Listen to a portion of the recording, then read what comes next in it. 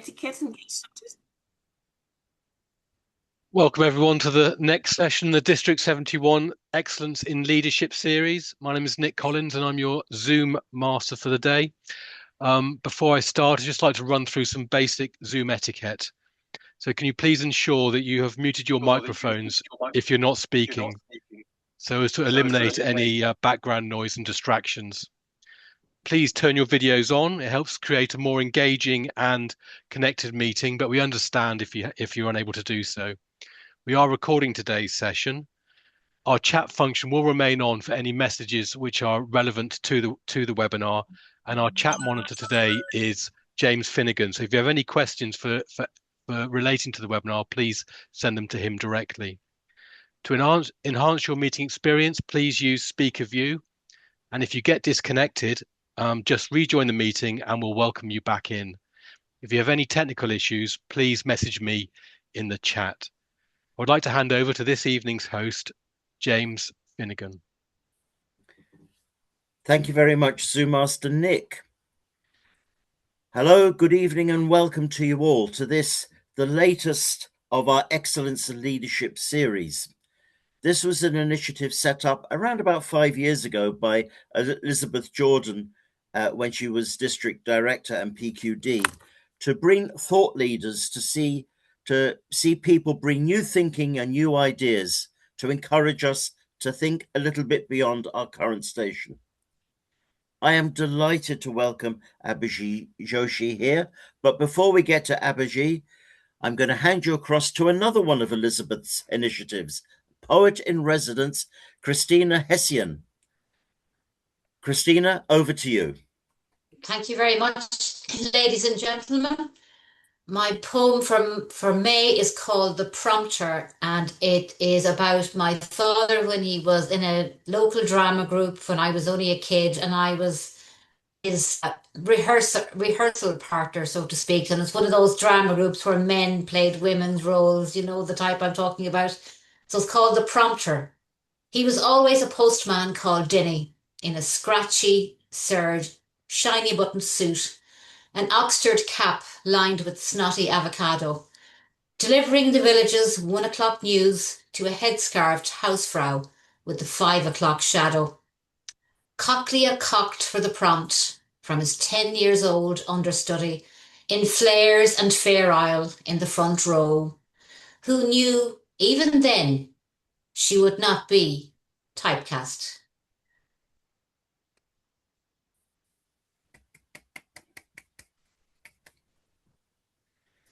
Thank you, Christina.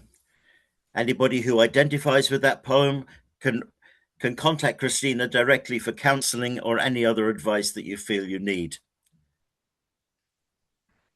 It is my happy duty to pass the virtual microphone over to our incoming Regional 10 advisor, past district director, and all-round good egg mentor and supporter, to introduce our lecturer for tonight, Madam Past District Director Elizabeth Jordan.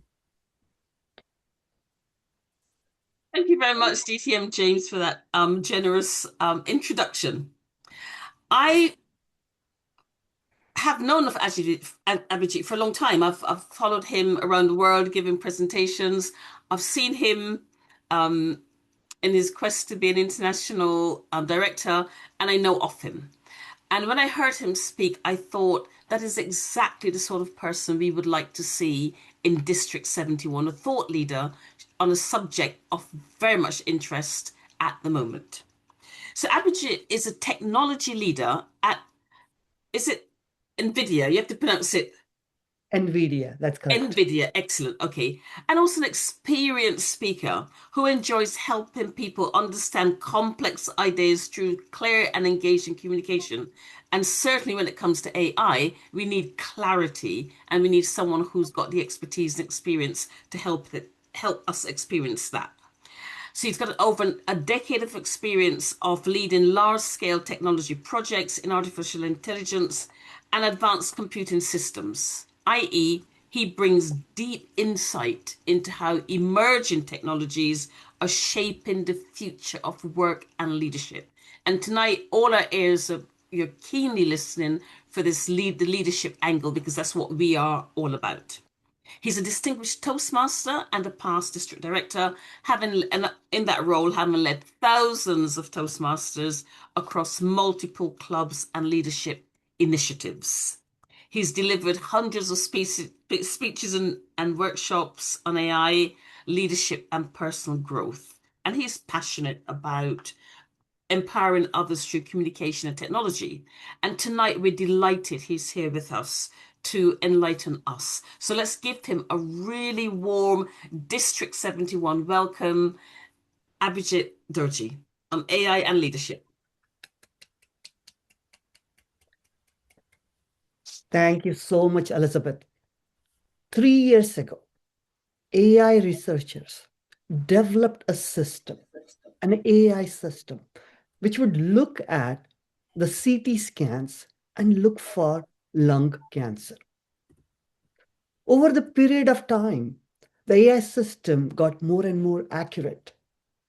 In this one particular instant, the doctors looked at the CT scan but disregarded it. But the AI systems had flagged it. The doctors had to relook at the CT scan, and then they saw a tiny abnormality. Now, in this particular case, who really did the diagnosis? In this particular case, who really did the diagnosis? Nick, what comes to your mind?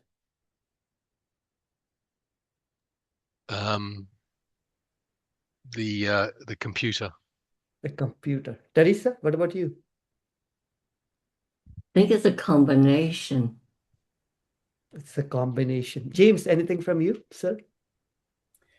I'm sure the most person who was most relieved that they found it was the patient, so he won't care who found it. Definitely. Camille, what comes to your mind? I think it's a collaboration. No, there's a system to flag it up, but you still need that human element to actually decide if that was correct or not. Very, very true. It's a collaboration. AI systems is very good at looking at patterns and identify them. But it's up to us what to do with that information. AI gives us the intelligence. Leadership provides wisdom. As we move further, can you share how many AI systems have you used in last 1 week? Let's keep the ChatGPTs, Claude, Copilot aside. What AI systems have you used, or AI systems or AI tools have you used in last 1 week? Moira, anything comes to your mind? Chat GPT and pro writing aid, Grammarly. Grammarly, yes, very much so. Yeah. Elizabeth, what about you? Principally Copilot, because I use Copilot at work, so I use it routinely. That's the one I use most. And for Toastmasters, I use ChatGTP at the moment, but I'm looking at Claude as well. Wonderful. What about you, Sue? Thank you for asking, Ajit. I have, in fact, used all three. No, I've used three this week: Gemini, Copilot, and ChatGPT for different reasons. Wonderful, wonderful. Who uses YouTube? Anyone? Raise your hand if you use YouTube. Wow, a lot of people. Who uses Netflix? Do you watch Netflix? You know, when we are using YouTube, Netflix, we are using AI tools. How? Because these tools have a recommendation system. It knows our pattern, what we like, what we are watching, and then it starts recommending those kind of things for us to watch. So sometimes we are using AI, but we really don't know that we are using AI. AI is becoming everywhere. So let's get our presentation started. This is going to be an interactive presentation. My goal today is to make sure you think differently at the end of it. I want to share some practical takeaways, and this is going to be an interactive session. So first, we are going to talk about the AI moment. What is that AI moment? What is happening exactly? And then we'll talk about how AI is transforming leadership. How is it impacting it? How are we going to lead our team through AI? This is a very important one for us. Next one, I'm going to share some tools, some things which we might not have heard of. And finally, I want to talk about ethics. When we are using AI, ethics is going to be very important. So let's look at the big AI moment. 77% of the tech executives are saying that AI is the most transformative technologies of our lives. 77%. That's a huge number. 97 million more jobs are going to be created. But at the same time, we have to be careful because we are also going to lose some jobs.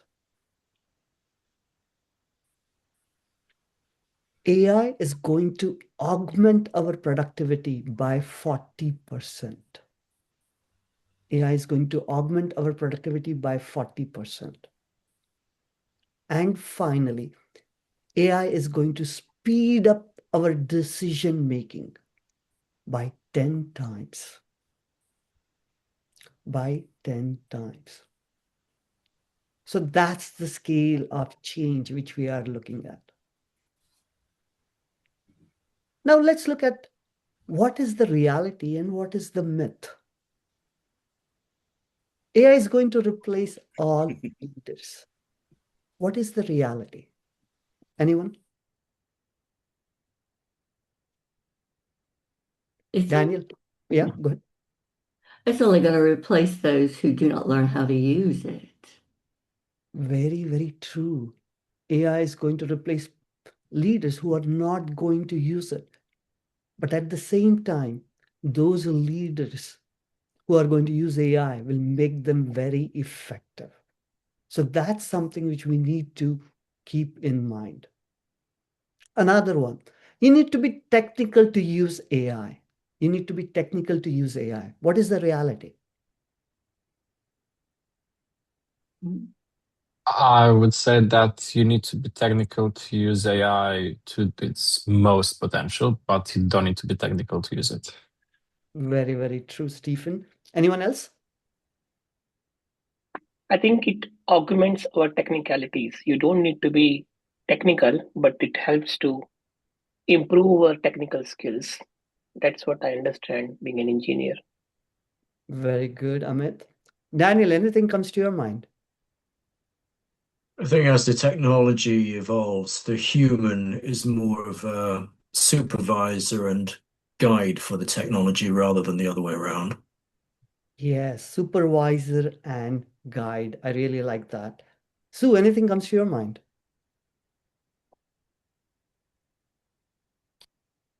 It's interesting because I think for the user interface, sometimes the user doesn't even know that it's there in the background. And they could be using it without realizing it's there. So, for example, it's in the back of platforms like Canva, which is a platform that is available to anyone, anywhere in the world to design something. So I think it helps them to engage with the technology. Very, very true. Sometimes it's in the background. Gerard, what do you think? What is the reality? You need to be technical to use AI. Yeah. James, any thoughts? I pressed the wrong button. With regard to being technical, I will admit that I'm not greatly technical, and I haven't used AI at all. Yeah, okay. But I'm sure that everything is possible, when you sit down to have an interest in it and get directed in it. So from what I hear of globally, it's the future. Yes, definitely, it's the future. The one point I wanted to make here is we don't need to be technical. The only thing which we need to do is we need to ask those right questions, the right prompt. And we have to keep on refining our prompts. The more we refine our prompts, the better answer we get. And in the age of AI, English or the spoken language is the best programming language. Another one, AI is always right and objective. AI is always right and objective. Kamil, what do you think about it? Absolutely not. Absolutely not. Absolutely not. No, well, it doesn't love to hallucinate, but if it does, it can be very, very convincing. So it's always important to double check everything. Very, very true. Because AI can have bias in it. It can hallucinate. So we have to be careful, whatever the information it gives us, because it's trained by humans and we are flawed sometimes. Another one, AI is something for IT to worry about. AI is something for IT to worry about. What is the reality? Obi, what comes to your mind? Well, what comes to my mind is that ab initio, they had said the founders of AI didn't know the endpoint. So IT is a bit confused about where this is headed. But as the days go by, we make meaning of it and we're enjoying it. Very, very true. Because it's not just IT they have to worry about. Each one of us have to worry about AI because if we are proficient, it can augment our work tremendously. It can augment our leadership tremendously. Another one, adopting AI means losing your human touch. Adopting AI means losing your human touch. What is the reality?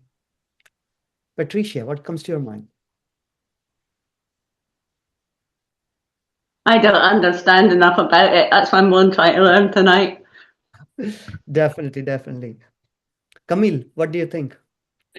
Adopting AI means losing your human touch. I'm kind of thinking it's a little bit like saying that if you use a car, you lose your ability to walk. Yeah. It's a tool. It's an instrument. It's something that you use in order to make your life more productive, but it doesn't take away your human touch or your other abilities. As long as you treat it for what it is, rather than let it make executive decisions. Yes, very, very true. Venice. Thank you for this training. Adopting AI means losing your human touch. I think it's just like school. You know, when teacher give you some homework and you really want to be nerdy, and it's like you're going to be swatting everything and you're going to be repeating it for the exam exactly what teacher say or exactly as it is in the book. See, you just need to have that element of emotion and just connect with whatever it is that you're reading for AI. And so, it's up to us whether we want to lose ourselves and become another type or replication of the AI system or adopt it to ourselves. True, Venice. Stephen.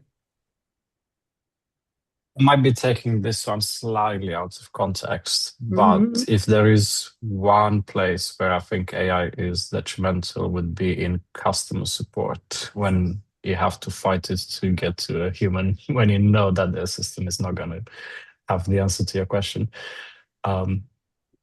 But that's probably just one of the edge cases, I would say. Yes, definitely. In customer service, it has a big application. When I think about our human qualities in the age of AI, the human qualities which we have, emotional intelligence, empathy, presence, communication, all these things which we learn in Toastmasters are going to be so very important. Very recently, one of my friend, Sneha, she did a survey with the HR professionals around the world and asked them this one question. What is that one skill that is going to be important in the age of AI? She was surprised when she got the answer. The number one skill was empathy. Obi, you wanted to add something? Well, yes. I said I'm a little afraid of what's going to turn out for because I find out that a lot of times when I use it, I use my own intelligence to interpret what the answer that it has given me. I'm wondering how this is going to come to a very young person who doesn't have that intelligence ab initio. I mean, I wonder how that person is going to operate in that environment where this takes over. That's my That's a concern. very good question, and I'm going to come back to that at a later stage because it's up to us. How can we train them to ask the right questions? That's going to be so valuable. That's why prompting is one of the biggest skills that is going to come up. So as we move further, let's see. We're going to talk about how AI is transforming leadership, how AI is transforming leadership. And here I want to talk about what evolves with AI and what stays essentially the same. So what evolves with AI? What things come to your mind? Anyone? What evolves with AI? Kamil, what comes to your mind? Productivity for sure. Productivity, yes, the speed is going to increase tremendously. The speed is going to be fast. Anyone else? Efficiency. Efficiency, yes, definitely. We are going to become more efficient. I think critical thinking skills are going to be important as well.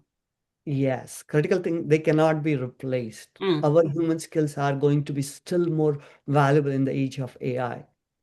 So let's go through what evolves with AI. Let's go through one by one. Data literacy becomes non-negotiable.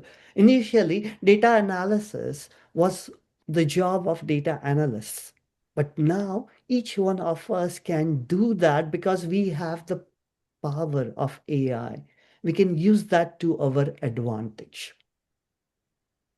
We are going to manage hybrid teams. In 6 months, 1 year, each one of us will not only have our human teams, but we may also have some agents working for us.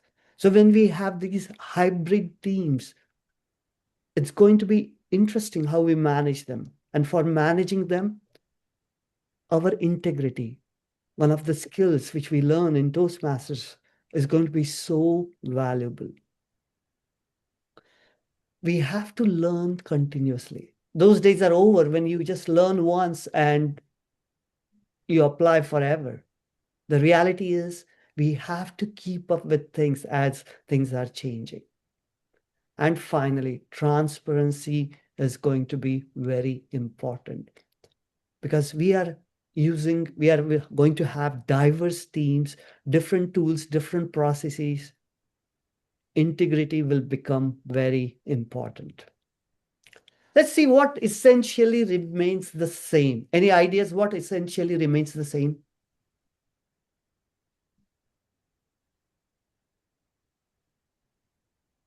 Anyone? Data input. Data input, yes. I suppose the creativity has to come from us, the problem solving, the ideas. Yeah. Yes, the ideas, the creative thinking, those have to come for us. And I want to add this one more point. We as leaders set the vision. We as leaders set the vision. AI cannot set the vision. It cannot inspire people. We as leaders have to inspire people and set that vision. Anything else? I think as leaders that we should not accept the first thing that comes across that AI's board. We have to actually push back on it and make sure that we understand clearly that the answers it's giving us aren't fake news or fake information, but that we use our brains to actually understand exactly what's coming across there. Yeah. That is such a good point. And funny thing is, I was going to come to that point later on, but I will tell you, last Friday, one of my friend Muskan was speaking, and what she does is she challenges the answers which AI gives and asks it, give me the evidence. How did you come to that answer? And that helps AI to correct its answers also. But I Yeah. just want to add to that. I also want to think about, when we think about the data literacy side of it, it takes me back to Apollo 13 when they had to figure out all of the numbers, how to land this spacecraft to get it back to Earth, and the computer couldn't do it. And in its day, they had to rely on that human element to look at the data and the numbers to make sure they were correct. And I think that still has to stay part of the essential process. Definitely, Teresa. That is, Mhm. yes. Yes, Amit. Yeah, the wisdom and the decision making stay the same. AI can give us solutions, but it's up to the human who has to finally decide if it is right or wrong to adjust or use. Definitely, we have that wisdom, that ability to discern. That's going to be so valuable. Stephen. I think a certain level of managerial BS will stay the same because we've seen it recently with Uber and Facebook trying to drive AI adoption by counting how many tokens are used per employee. And I think, I don't remember which company it was, but I think Uber, maybe they went in 4 months, they went through their whole AI budget. And it turns out that people were just using AI to win favor with management rather than actually using it for what they do day to day. So yeah, I expect some managerial stuff to persist. Definitely very, yes, that's not going to change. So what stays essentially the same? The first thing is what we bring to the table, empathy and emotional intelligence. Those things remain the same. They cannot be replaced. And in the age of AI, these skills are even more valuable. Vision. We as leaders set the vision. We inspire people. We can build trust. AI cannot build trust. Has anyone watched Spider-Man? And what is that famous quote from Spider-Man? Anyone? With great power comes great responsibility. Definitely. With great power comes great responsibility. And with AI, we have that power, but at the same time, we have to be responsible. We have to be ethical. We have to be accountable for our actions. And finally, the ability to connect human to human, it cannot be replaced. We have that capability. AI doesn't have that capability. So as we move into, how can we do a mindset shift in the age of AI as leaders? So let's look at it from I need to know all the answers. What should be our mindset shift be? Kamil, what should be our mindset shift be from I need to know all the answers? I need to know what question to ask. Perfect. I need to know what questions to ask. Another one, AI is a threat to my role. What mindset shift we need to have as AI leaders? Be a continuous learner. Be a continuous learner. That's very good. Another one? It's supportive to my role. It can help me be more productive. It's an asset to my role. Definitely, it's an asset. It can augment our productivity. It is a Yeah. force multiplier. As someone said just now, we have to learn continuously. We cannot just learn once and leave it. Like, for example, few months ago, I was just using ChatGPT, but then I realized, oh, there are some things good in Gemini which I can use.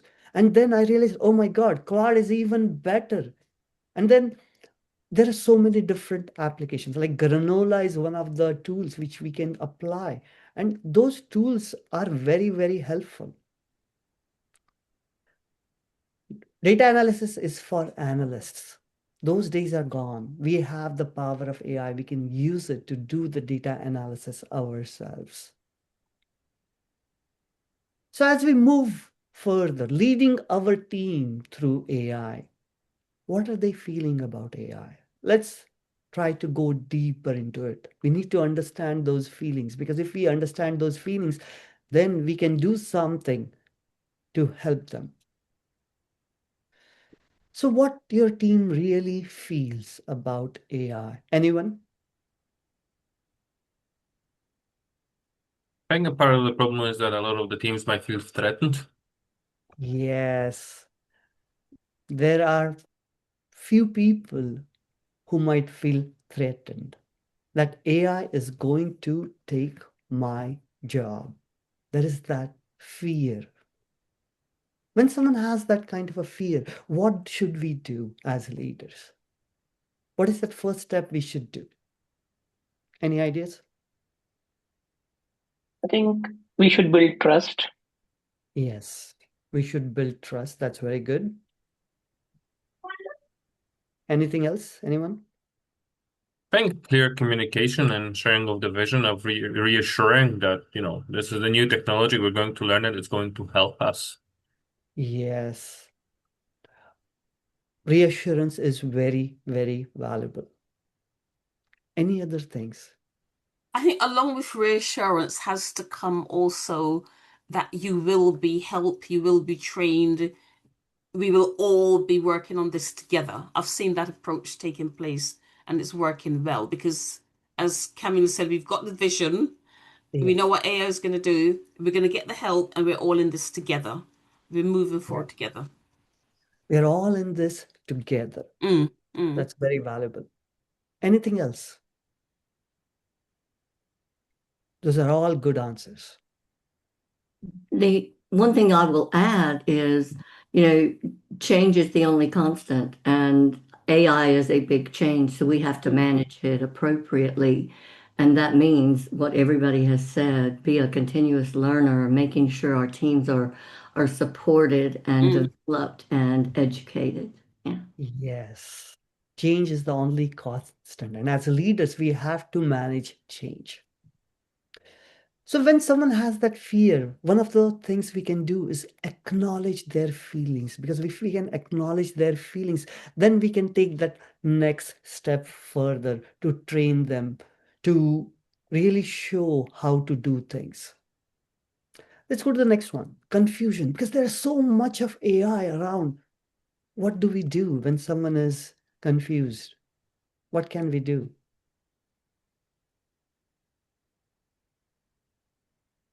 Anyone? Yes, Stephen. I think the instances where I saw confusion at one of my clients was actually when that respective team was overworked, including the team lead, to the point where they didn't have to they didn't have time to actually look into it properly, like sometime on a Friday afternoon or something like that. That's based on my limited experience of seeing confusion of where to start, and it might be more general, but I'm curious to see what the others say as well. Definitely, definitely. Anyone else? If there's confusion, where to start? What can we do as leaders? Offer training, organize training session to show people how it's done. Yes, definitely. We need to have some training sessions. And what we can do is maybe start very small, help them to understand, and help them to apply again and again. So that's the thing which we can do. Give them that structure, make it simple. Let's look at another one. Curiosity. When someone has curiosity, this looks interesting. What can we do as leaders? Encourage it. 100%. Encourage it. Yeah. Yes. When someone is curious, we have to encourage it because we know that they are seeing the light. And we as leaders can do that. We have to fuel that. And finally, if someone is having that hope, maybe it can take care of boring jobs for me. What do we do?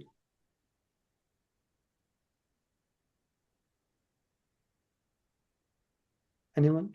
I think what one way I've seen this done is to share best practice. I go to a session where people say how they're using AI, and one person showed how it's cut their this tedious job that took them weeks is now taking them a few hours, and just show examples and connect people to these examples. Very, very true, Elizabeth. That's very good. And I'm also going to elaborate on that point further. So whenever someone is having that hope, oh, maybe it's going to take off the boring stuff from my plate. That's the point. We need to feel that further. That exactly is the goal. As we move further and try to understand how can we help our teams use AI? How can we encourage our teams to use AI? And Elizabeth just told us the first thing. The first thing is we model it ourselves. If we model it, then they are more inclined to use it. What are other things we can do? Anyone? Anything comes to your mind? I will go back to the training because I have seen exceptionally good training done where it started from the very, very basics, how to create prompts, right up how to create agents. And it's systematic, it's consistent, it's inclusive, and that I think I've seen that work very well. Perfect. Yes, that I have perfect on the point. Camille, you were saying something. I think a demo might be a good thing. Like find the most boring and tedious job that everyone within your team has to do, and then just sort it out like this. And then you have people hooked. Definitely, a demo also helps a lot. Having that place where people can play with it. Because, sometimes we are going to learn by failing, and the more we fail, the better we become. So, Amit, yes. So create team huddles so that people can collaborate and enjoy it in a more productive way than just being feared of using it in isolation.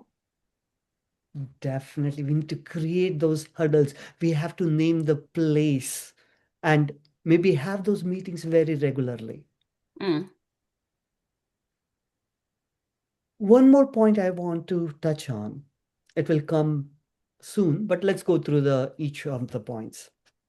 Create that safe space for experiment, because the more we experiment, the more we learn from it. Give it a name and a place. As Amit was saying, we need to create those huddles, those meetings where we can use AI and share with everyone. This is the most important thing. We need to create norms as a team together. We need to create those norms. What is allowed with AI? What is not allowed with AI? And we need to make it more transparent. And finally, as Elizabeth was saying, we need to have training sessions. We need to invest in our team so that they can learn about AI. So as we move further, let's look at few tools which we can use. What are those tools? Writing and communication. What can we use? Anyone? ChatGPT. ChatGPT, perfect. Anything else? Grammarly, I found it very useful with the AI adoption. Yes, Copilot. definitely. Yeah. Copilot, right. Perfect. We can use all those. Let's look at presentations and visuals. What can we use for presentations and visuals? Gamma is a good one for that one. Yes, Gamma is a very good one. I totally love Gamma. Anything else? You can also use Copilot. Copilot. I have to try. Create, use it in PowerPoint. It's very powerful. Oh, wow. I want to start using it. I haven't used it That's yet. in Microsoft, is that right? Yeah. So it's the Microsoft Suite. Yeah. And they've got an enterprise version for corporates. Yeah. That is powerful. Yes. Anything else? Canva? Canva, yes. Canva is also very good in making presentations. Another one is beautiful.ai. Beautiful.ai. Let's look at something else. Research and analysis. What can we use? Claude. Claude, yes. Copilot also has a powerful research tool. Perfect. And research and analysis tool. Yes. The search engines. Oh, sorry. Yes, search engines are also good, Sue. Yes, Yes. search engines, they're very powerful in their research now. And that I see the AI tools popping up all over the place. Definitely. Stephen, yes? Also, Claude has a research mode, Yes, Claude also has a research mode. and it builds a nice little report with everything that Yes. it found. I don't know if the feature was stolen from Google or the other way around, but they look very similar. Yes. And one more thing I want to talk about is Google also developed something called as Notebook LLM. Yeah, that's very, very good. Very, Very, very yeah. good. It's very good for research and analysis. Yeah. Another one is Perplexity. And then also there is one called as Notion. Okay, yeah, these are the good ones. Perplexity, ChatGPT, and Notebook LM. Let's look at something else. Coaching and thinking. Here, I want you to tell me if you have used this particular tool. It's a two-letter word. It's only a two-letter word. Coaching and thinking. Any other tools come to your mind?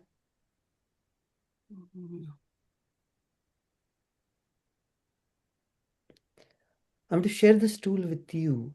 When I started using it, I found it very useful. It's called as Spy. Okay, try to use it. It is fantastic. Another one, marketing. What can we use for marketing and notes or meetings and notes? Copilot is there. Copilot is there. Yeah. Teresa uses AI Companion on Zoom. Huh? AI Companion on Zoom. You see AI that Companion on Zoom. I love that too. Yes. I like Fathom. Fathom, yes. And there is another with F. Sometimes it comes in our Toastmasters meetings also. There is Fireflies, and another one is also Otter. Otter, yeah. Okay. Learning and upscaling. Learning and upscaling. Anything comes to your mind? What can we use for learning and upscaling apart from ChatGPT and Canvas? There is LinkedIn AI. Another one is Coursera. And another one, which I was very curious about, is Sana. SANA. They have a very good way of learning different tools about AI. So these are the tools. These are just a small snippet. When I was giving this presentation, one of the ladies, she had created a big, huge spreadsheet of what tools she has been using. And when I looked at that sheet, I was like, wow, there are so many tools available. So this is just a small snippet of things. As we move further, so I want to share some prompts with you that can be very valuable for us. But I'm not just going to share 3 prompts with you. I'm going to share 4 prompts with you. And Sue, can you read the first prompt, the decision coach? I'm deciding whether to option A or option B. My priorities are X, Y, and Z. Help me think through the key trade-offs from multiple angles. Why it works. It gets you unstuck on any decision without giving away ownership of it. We still keep our power. It only helps us to look at different angles. Sometimes it helps us to look at the blinders, like blind sides sometimes which we might have. So that is very valuable. Daniel, you want to read the next one? Happy to. Go ahead, Daniel. The communication crafter. Draft a email message announcement to my team about topic. Tone, warm and direct. Key points, 1, 2, 3. Keep it under 200 words. Why it works. Saves 30 minutes and usually produces a better first draft than you would. This is very, very valuable. When I send out emails for my meeting minutes, especially sometimes if I'm doing it for my Toastmasters meeting or some other invite. What I would do is I'll ask it to use a very personal tone and also will ask it to make it humorous. But the best nugget which I have found is that 200 words, because no one likes to read big emails. No one writes to read those long emails. So what I've done is, okay, I've shrinked my word count. The more smaller the emails are, people will more tend to read it. So we have to be very careful about the word count. Another one. James, you want to read this? The Learning Accelerator. Explain complex topic to me as if I am a senior leader with no technical background. What are the 5 things I absolutely need to understand as a decision maker? And why it works? It gets you from 0 to informed on any topic in under 3 minutes. Very recently, I was interviewing for a position of quantum computing. I had zero knowledge because when it comes to solid state physics is up here and I'm way down here. So what I did, I started learning about quantum computing and I asked it, hey, tell me at the 10th grade level.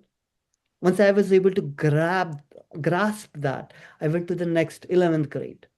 And once I was able to grasp that, I went to the 12th grade.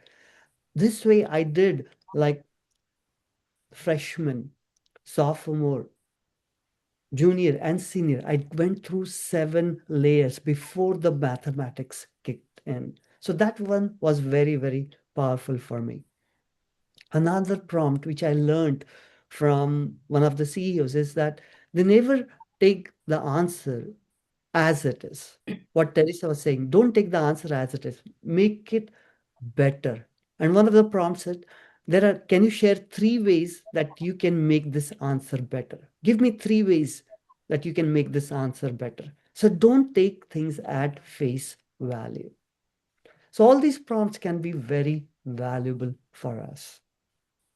Not only us and our teams too. Now we'll move on to the final section of the meeting, which is ethics. Remember that quote from Spider-Man, with great power comes great responsibility. And the reason why ethics is important and how can we make sure that we are ethical leader, there are certain things which we can follow. Let's look at few of them. First one is transparency. We as leaders have to have that integrity within us. If we use AI, we need to tell people we use AI. Having that transparency goes a long way. So that's the first one. The second one, protect your people. Sometimes we as leaders will have to make decisions, and that can directly impact our teams. So we have to be careful what things we automate because our teams can get affected by that. So protect your teams. Another one. Verify before we act. We know that AI has bias in it. We know that AI can hallucinate. So be careful. Don't just take things at face value. Sometimes cross-check things. If I'm getting an answer from Gemini, I will also cross-check with Claude. I'll also cross-check with ChatGPT. I want to see if I'm getting the similar answer. And finally, AI can help us with equity. Equity is very, very important. Why is it important? Because when we are creating the training data sets, sometimes there can be bias. But we as leaders need to understand that there is bias in it. And we have to take that initiative to make sure we are equitable to all our team members. That is one of the valuable skills we have as leaders. Now, to recap, here are the few things I want to share with you.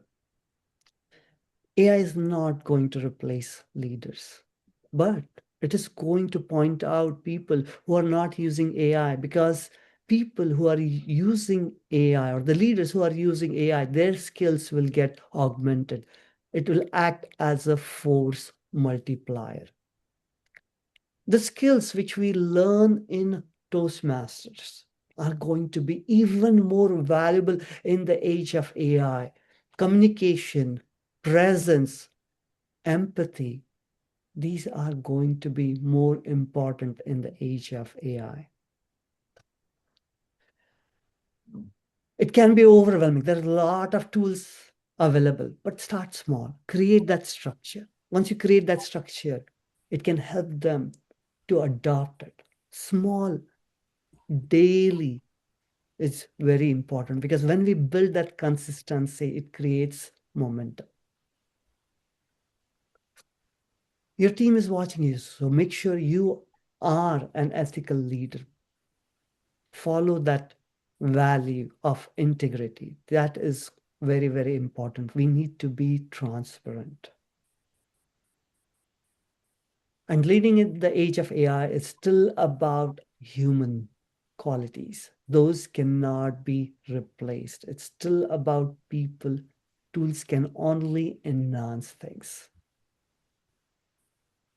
Any questions?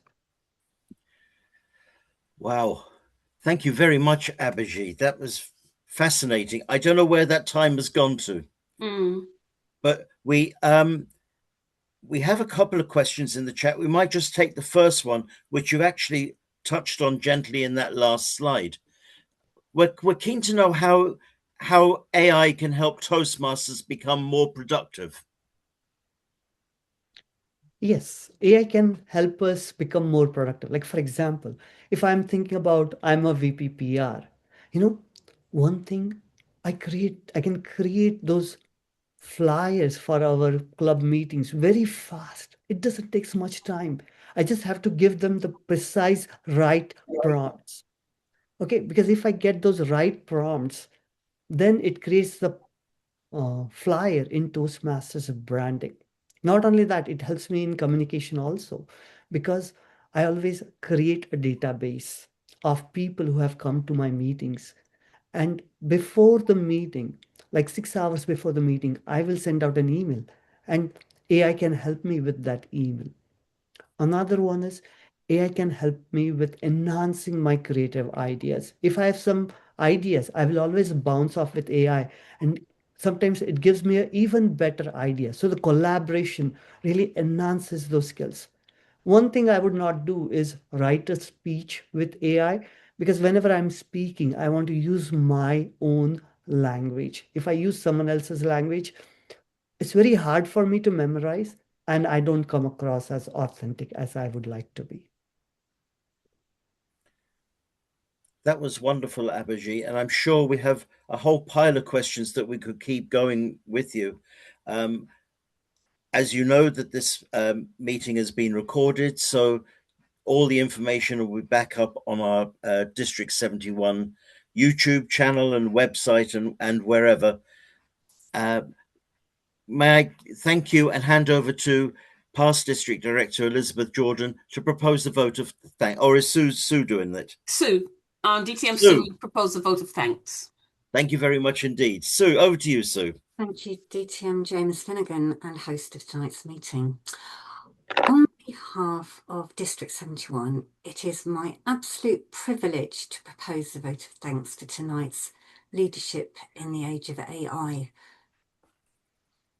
A massive thank you to our phenomenal interactive presenter, DTM Abhishi Joshi.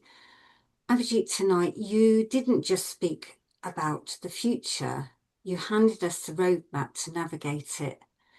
You beautifully demystified how artificial intelligence and human leadership must coexist, reminding us that while AI can provide the data, it is our empathy, vision, and core Toastmasters values that truly inspire people. Your insights were sharp, timely, and incredibly empowering. I also want to extend our gratitude to the District 71 District Leadership Team, and the Education Committee for organising this Excellence in Leadership session, and to all our wonderful audience for bringing your energy and brilliant questions tonight. Abhishi, thank you for challenging us to step into the future with confidence, 10x our skills, ask better questions. Fellow Toastmasters, let's take these insights and continue to lead with excellence. Thank you. And back to you, our host of the evening, James Finnegan. Thank you James, so much, Sue, if for you'll putting allow me into. just a couple of words to add to Sue's, DTM Abhijit, we are just so utterly delighted to have you. I've been doing lots of work on AI recently, but what you have done, I think better than anyone I've seen, is first of all to make it so interactive. You've engaged all of us, and you've made us think of it in the broadest possible sense, the governance, the questions, the how it can help us. You have just been utterly amazing. And all I can say is DTM James, you'll just have to invite him back again because there's more for us to learn from you. And we would be utterly delighted to have you back. So back to you, DTM and host James. Thank you very much, Elizabeth. Yes, Abhishi, we're going to have to ask you back and ask you the right questions and the correct prompts. Because as Teresa said earlier, change is the only constant. And by the time we invite you back, we'll all be AI bots. So we better hurry up and do that quickly. Thank you so very much. Thank you, everyone, for coming tonight. We have one more session in this program before the end of the year where we get to interrogate. No. We get to interview our outgoing trio.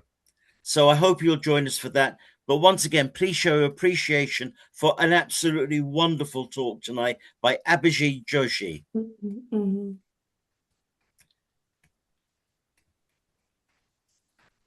Do it here. Thank you, Abhijit. Thank you so very much, Abhishi. That was fantastic. Thank you.